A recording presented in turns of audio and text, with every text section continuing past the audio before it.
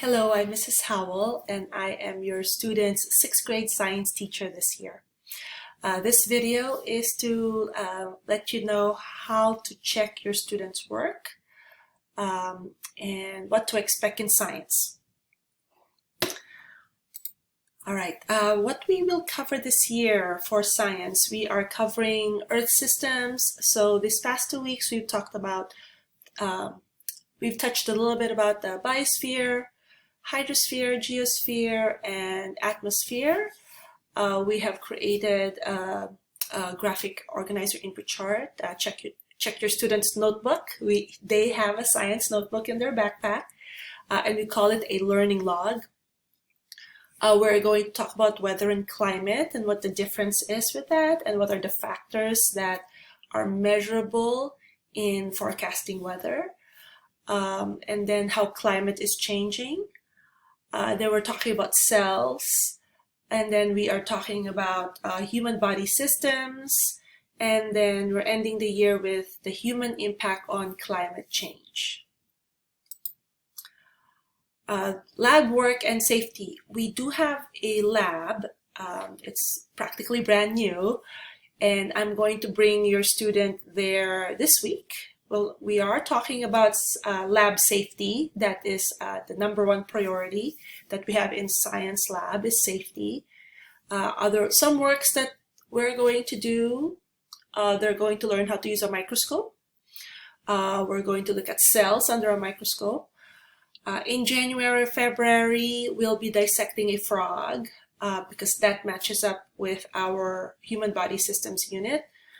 And then sometime this first semester, we are building a solar oven because we are learning about how the sun's heat affects materials and how we can actually use that knowledge into helping people. And that's why we're doing a solar oven. Safety rules to remember, because we are handling materials in science, it is really important that your student follows instructions.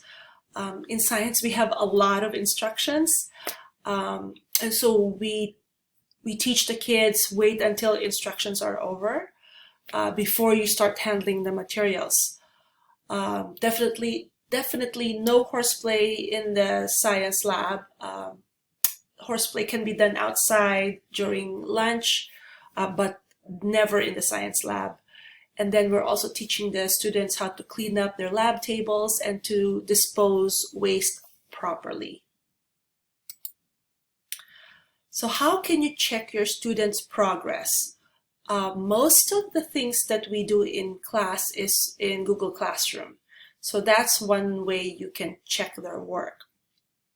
If you are in, well, let me talk about PowerSchool first because we are updating PowerSchool already.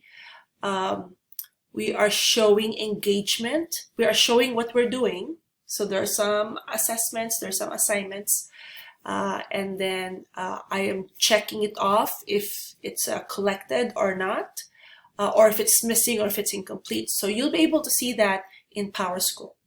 So for you to get into PowerSchool, go to Mitchell website, and if you scroll down on additional links, there is a link here that's called PowerSchool Parent Portal Information.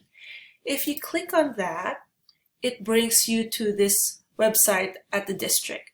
And this has all the information that you would need. It has parent account creation, general overview, email notification options. That's very useful. For me personally, I have 2 students in the district, and I have set up my notification that they email me with regards to attendance to see if my student is going to class. And then it emails me if there is new work that teachers are grading. And here's where you can have, if you have an existing account already and you want to add another student in your account, you can do that. And then grade history and attendance history. And then, of course, if you have any questions on how to set that up, you can always email the district, and the district will help you set up your PowerSchool portal. Okay, So now let's go to Google Classroom. With Google Classroom, I have sent out an invite to parents already. And then if you accept that invite, and I emailed you on this one, if you already accept the invite, then that means you'll get Google Classroom summaries. And depending on how you want it, I think I have set mine up for every week. You'll get a summary of what we've done and if your student have turned it in or not. An easier way to look at Google Classroom is to sit down with your student. That's really important. Sit down with your student and then have them open their Google Classroom beside you. So for example, here's a student and let's see. So this is science, right? That's how science looks like. Have your student click on classwork, which is the tab on top. Okay, so the tab on top of this classwork. Have them click on that. Click on that. And then you can have them click view your work. So with view your work, you can see everything that I have posted in Google Classroom. And then you can see if it's a check mark, then that means that I have seen it and I have returned it already. And if it shows turned in, that means that they turned it in and I haven't checked it yet. So, and if it has this bubble icon, that means that I have left a comment. So you can click on that and you can see that I would have said to the student, thank you for completing your assignment.